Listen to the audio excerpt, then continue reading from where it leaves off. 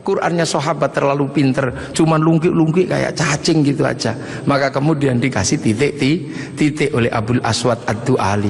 Disebar lagi, generasi pertamanya hilang, titik-titik nggak cukup, maka dikasih fathah, kasroh, dhammah atau syakal. Yang ngasih syakal Syekh Khalil bin Ahmad Al-Farahidi. Disebar lagi, yang baca Quran karena Islam rahmatan lil alamin bukan lagi orang Arab semata. Orang Andalusia baca Quran wadduha, keliru menjadi wadduhe. Ini. Nah, orang Turki mustaqim, mustaqin.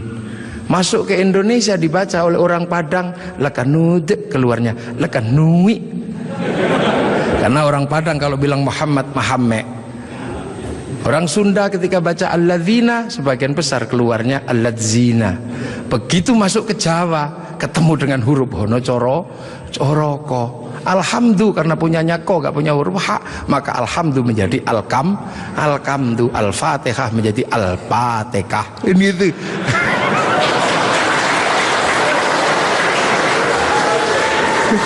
Nah ini orang kalau ngerti proses kodifikasi Quran pasti tahu. Ketika masuk ke semua negara pasti berbeda. Al-fatihah menjadi al-fatihah. Dan ini yang dialami oleh Bapak Presiden Republik Indo. Iya, makanya Al-Fatihah itu.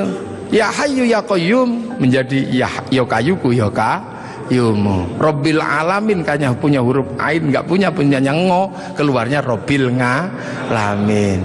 Nggak punya dot, punyanya lo, maka Ramadan keluarnya Romlan. Begitu dibaca orang Bali sangat susah karena orang Bali nggak bisa bilang tok, bilangnya tok. Maka sirotol menjadi sirotol ladzina an'amta alaihim.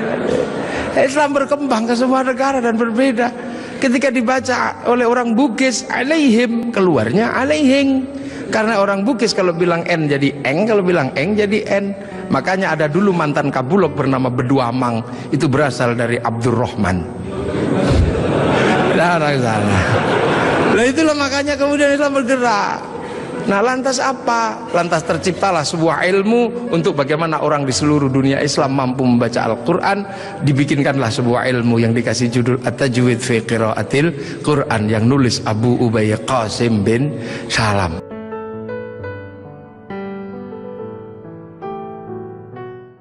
Islam karena orang Majusi sebelumnya menyembah api dan masuk Islam. Nah, orang Yahudi, orang Majusi kalau nyembah api ditaruh di bangunan tinggi namanya manaro. Apinya ditaruh di atas manaro. Maka begitu orang Persia masuk Islam, apinya dihilangkan, manaronya ditaruh di depan masjid. Seluruh dunia Islam melihat manaro kok bagus di depan masjid, maka kemudian semua berlomba-lomba bikin manaro. Sampai Jakarta bernama menara. Tiangnya adalah tinggalan orang Majusi. Lah kemudian di situ terjadi peristiwa yang luar biasa. Setelah itu, sebelum sampai ke sini, terjadi peristiwa luar biasa. Pada tanggal 10 Asyura, seluruh cucu-cucu Rasulullah terbunuh oleh Yazid bin Muawiyah. Maka bulan Asyura adalah bulan duka kaum muslimin dunia. Makanya orang Indonesia terutama di kampungnya Bapak Presiden menyebut bulan Asyura dengan sebutan bulan Suro. Ekornya saja yang diambil. Karena orang Jawa itu sukanya ngambil ekornya aja. Muhammad diambil mat, Asyura diambil suro. Makanya di bulan Asyura orang berduka karena terbunuhnya cucu Rasulullah. Maka di Jawa ada tradisi tidak mantu, tidak nikahkan anak, itu karena bulan duka. Di Jogja ada yang namanya keliling beteng. Maksudnya di bulan Suro jangan terlalu banyak mulut, jaga mulut. Nah di Solo mengikuti kebo Kiai Slamet, kalau kebonya keluar taiknya diusapkan ke seluruh tubuh. Ini bulan duka, jangan bersolek. Dan biasanya bulan Asyura di Indonesia diikuti dengan santunan anak yatim. Nah inilah. Dan dari situ terus Islam bergerak, makanya monumen-monumen itu. Lahir Sayyid Ali Zainal Abidin. Lah Sayyid Ali Zainal Abidin kemudian bergeser, punya anak Sayyid Muhammad Baqir, menjauh punya anak Sayyid Ja'far Shadiq, menjauh diteruskan sama Sayyid Ali Uraidi, menjauh diteruskan sama namanya Sayyid Muhammad, diteruskan Sayyid Ubaidillah, teruskan Sayyid Isa Naqib, diteruskan sama Sayyid Ahmad Al-Muhajir, teruskan Sayyid Alwi, teruskan Sayyid Muhammad, teruskan Sayyid Alwi, diteruskan namanya Sayyid Ali Khalid Qasam, teruskan putranya namanya Sayyid Ahmad Sohib Mirbat, teruskan namanya Sayyid Alawi Amil Faqih, punya anak Sayyid Abdul Malik sampai Mongolia, punya anak Sayyid Ahmad Jalaluddin sampai Campa, punya anak Sayyid Muhammad sampai Pase, dan punya anak Sayyid Jamaluddin Al-Husaini Al-Kabir sampai tanah Nusantara di pedalaman, yang kemudian karena turunnya di Jawa, Sayyid Jamaluddin Al-Husaini Al-Kabir orang Jawa punya Hono Coroko, maka kemudian di Jawa dikenal dengan nama Syekh Jumadil Kubro. Dan disitulah kemudian Islam ketemu dengan kebudayaan peradaban Nusantara. Nah inilah tonggak Makkah ini yang akhirnya menjadi penjelasan, oh ternyata Makkah sini geser di sini.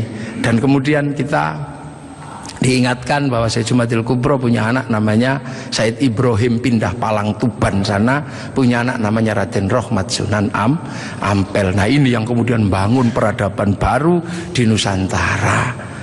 Syekh Jumadil Kubro punya murid namanya Samsuddin pindah Jawa Barat, dikenal dengan nama Syekh Kuro, punya murid namanya Datuk Kahfi pindah Cirebon, punya murid namanya Syarif Hidayatullah Sunan Gunung Jati. Nah inilah baru kita kemudian menemukan titik sini. Nah pertanyaan-pertanyaan besarnya inilah yang akhirnya kemudian menjadi penjelasan. Lantas bagaimana kita mengikuti Rasulullah di tempat yang jauh ini? Rasulullah memberikan garis namanya ahli sunnah wal jamaah, bahwa Rasulullah yang diajar pertama wal jamaahnya bernama sahabat, wal jamaahnya sahabat generasi kedua namanya tabi'in, tabi'in punya generasi berikutnya namanya tabi'ut tabi'in, dan kita ini adalah generasinya para ulama yang cara pembelajarannya sangat berbeda. Di Arab sana Rasulullah mengajarkan bagaimana makan dengan 3 jari, masih bisa dijalankan sampai hari ini karena di sana masih kurma sama roti. Begitu sampai di Nusantara sudah tidak kurma dan tidak roti, tapi sudah soto, maka makan dengan 3 jari sudah bukan sesuatu yang mudah. Di sana kurban pakai unta, di sini tidak lahir unta tapi lahir kerbau sama sapi. Karena terlahir kerbau sama sapi, maka jangan memaksakan diri kurban pakai unta, nanti ditangkap oleh polisi karena nyuri untanya Kebun Raya Bogor. Ini di sana masih bisa pakai jenggot dengan utuh, tapi di sini rasnya adalah ras Mongoloid, sudah tidak punya jenggot. Inilah maka ulama-ulama awal yang datang ke sini tidak pernah ribut masalah simbol-simbol yang tidak bisa dilakukan oleh orang Indonesia. Nah sekarang ini tugas pemerintah, karena banyak orang yang kemudian lupa kedudukan itu, kemudian memaksakan menjadi orang dipaksa langsung ikut seperti Rasulullah. Nah ini yang harus kita pahami, bahwa kita ini berkedudukan sangat jauh. Quran saja berbeda-beda ketika mengajarkan. Di awal Rasulullah Quran tidak ditulis. Kenapa? Karena sahabat apal Quran. Orang apal tidak perlu menulis. Saya apal wajah istri saya, nggak pernah bawa fotonya kemana-mana, karena saya apal. Makanya ibu-ibu yang fotonya dibawa kemana-mana jangan seneng dulu, jangan-jangan karena belum apal. Lalu kemudian setelah Rasulullah meninggal, sahabat nulis Quran, nulis Quran sahabat. Untuk apa? Untuk tabiin yang tidak ketemu Rasulullah. Tiba-tiba generasi sahabat meninggal, tabiin mengajar bawahnya. Qurannya sahabat terlalu pinter, cuman lungkik-lungkik kayak cacing gitu aja. Maka kemudian dikasih titik oleh Abul Aswad Ad-Du'ali.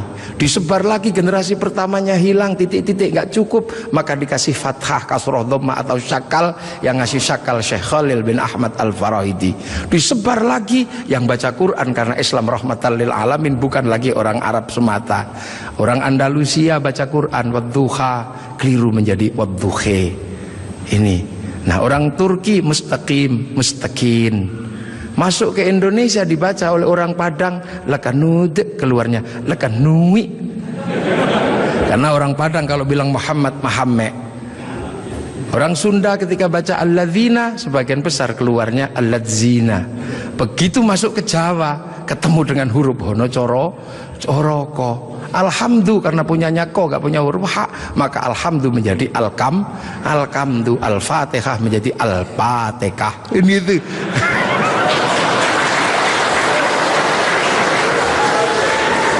Nah ini Orang kalau ngerti proses kodifikasi Quran pasti tahu. Ketika masuk ke semua negara pasti berbeda. Al-Fatihah menjadi Al-Fatihah. Dan ini yang dialami oleh Bapak Presiden Republik Indo. Iya, makanya Al-Fatihah. Itu. Ya Hayyu Ya Qayyum menjadi Ya Kayuku Ya Yumu. Robbil alamin kayaknya punya huruf ain, nggak punya ngo, keluarnya Robbil ngalamin. Nggak punya dot, punyanya lo, maka Ramadan keluarnya Romlan.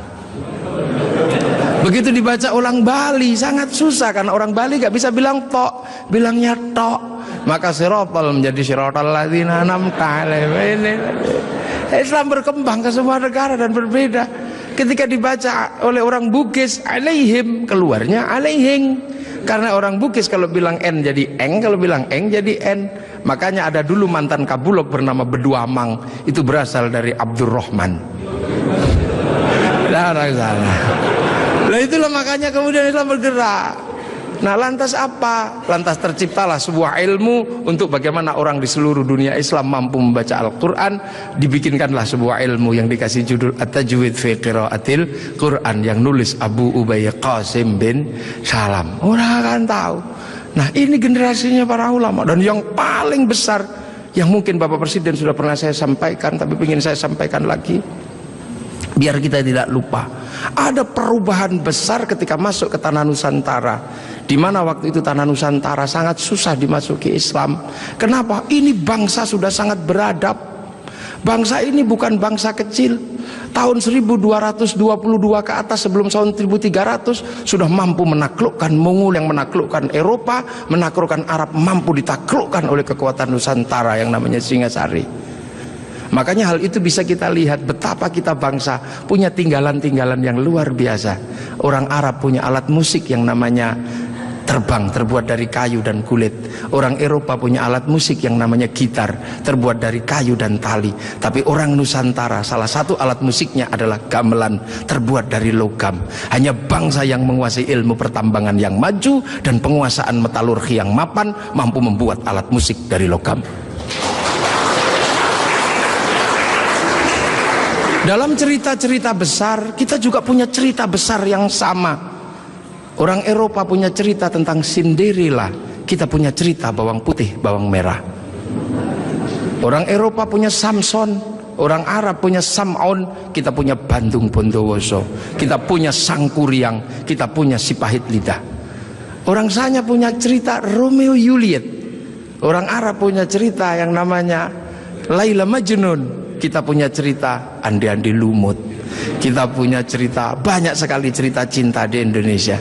Sana punya cerita namanya Kura-Kura Ninja. Kita punya cerita Kancil Nyuriti. Sama saja, apa bedanya?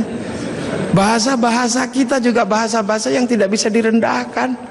Orang Inggris bilang rice, orang Arab bilang rus, orang kita bilangnya macam-macam. Kalau masih di sawah namanya padi, kalau sudah dipanen namanya gabah, kalau sudah digiling namanya beras, kalau patah-patah namanya menir, kalau dibungkus namanya lontong pakai daun, kalau dibungkus pakai namanya ketupat pakai janur, kalau tidak dibungkus namanya nasi, dicuri satu namanya sebutir nasi, kalau diublek-ublek namanya bubur, pantatnya gosong namanya kerak atau intip. Sana cuma rice sama rus.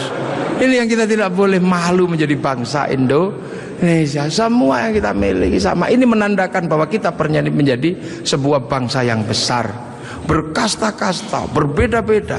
Maka kemudian Islam mulai memperkenalkan konsep besar sehingga kita punya bangsa dan negara. Konsep besar apa? Diperkenalkanlah bagaimana hidup bersama, saling menjaga. Diperkenalkan konsep besar namanya musyarakah, yang akhirnya dikenal dengan bahasa masyarakat.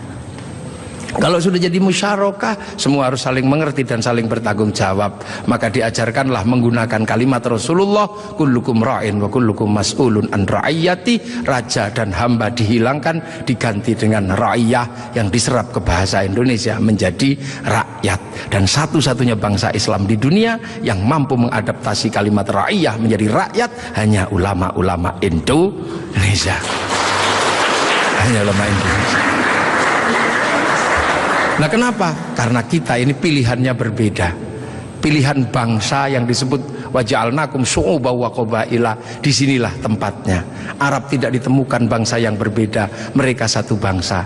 Eropa satu bangsa, Arab satu bangsa dipikul puluhan negara, Eropa satu bangsa dipikul puluhan negara. Tapi disinilah ada satu-satunya tempat puluhan bangsa bisa dipikul oleh satu negara, Kesatuan Republik Indonesia. Makanya harus disatukan. Tidak ada lagi raja hamba, yang adalah ra'iyah. Kalau sudah ra'iyah, tidak boleh lagi menyebut kafir. Kenapa? Karena kafir adalah orang yang menentang Allah dan memusuhi kaum muslimin. Kalau sudah hidup bersama, namanya dhimmi. Kalau sudah saling bertanggung jawab, namanya ra'iyah. Maka ketika para ulama sudah menyebut kita dengan sebutan rakyat, jangan lagi kau turunkan derajat ra'iyah menjadi derajat kafir. Maka tidak ada lagi kata kafir di Indonesia, karena sudah ra'iyah atau rakyat. Ini kenapa para ulama sepuh tidak ada yang menyebut kafir. Kemudian ra'iyah kalau berkumpul diajarkan bagaimana hidup bersama, berbahagialah, berbicaralah dengan baik-baik. Maka konsep yang ditawarkan adalah wasyawirhum fil amri. Maka kemudian ra'iyah yang hidup bersama dan berbicara secara bersama disebut musyawarah. Kalimat wasyawirhum fil amri. Kemudian kalau bermusyawarah jangan menang-menangan sendiri, berbagilah, saling bertoleransi. Maka kemudian lahirlah konsep besar, konsepnya disebut tafassahu fil majalis. Maka kemudian muncullah istilah majelis. Dan ketika para ra'iyah mengangkat pemimpin, harus seluas cakrawala yang pernah diajarkan Allah, wasi'a kursiyyus samawat. Maka kedudukannya adalah bernama kursi. Ada kursi presiden, ada kursi DPR, ada kursi menteri. Karena daerah ini yang membangun adalah para wali, maka kawasan ini disebut wilayah. Kalau saya mau tanya, di mana negara dengan konsep dasar keagamaan Islam yang mampu membangun sebuah struktur negara hari ini? Itu ada di Indonesia. Maka jangan kau sebut negeri ini negeri tauhid, karena ra'iyah, musyawarah, termasuk kursiyun, termasuk majelis, termasuk wilayah, bukan menjadi bahasa orang nongkrong, tapi ini adalah bahasa resmi negara yang tertuang dalam Undang-Undang Dasar Negara Republik Indonesia tahun 1945.